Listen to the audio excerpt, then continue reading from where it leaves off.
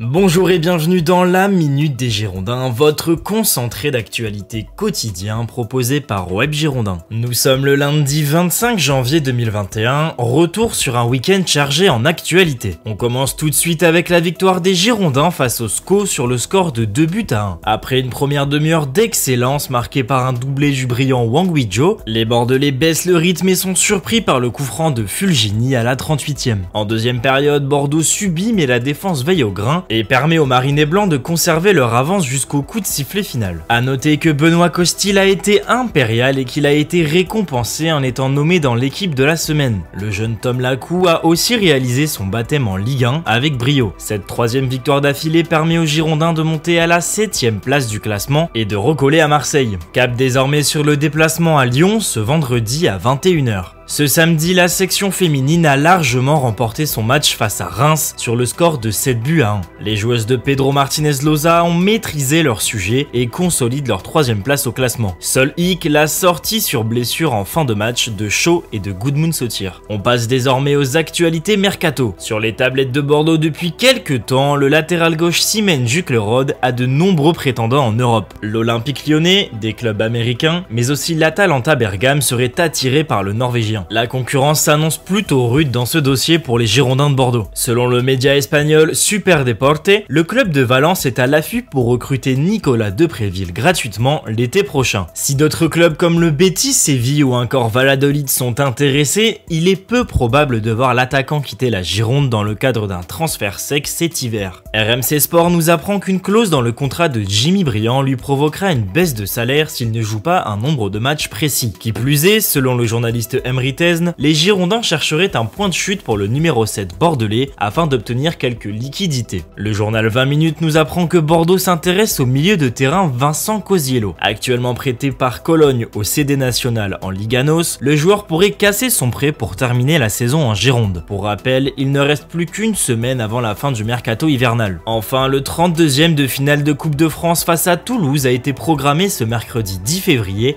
à 14h45. Le match sera diffusé sur France 3 et à suivre sur webgirondin.com. C'est terminé pour aujourd'hui, à demain pour une nouvelle Minute des Girondins. Retrouvez l'actualité des Girondins sur webgirondin.com ainsi que sur nos applications iOS et Android. Abonnez-vous à nos pages YouTube, Instagram, Twitter et Facebook pour être sûr de ne rien manquer de l'actualité des Marinés Blancs.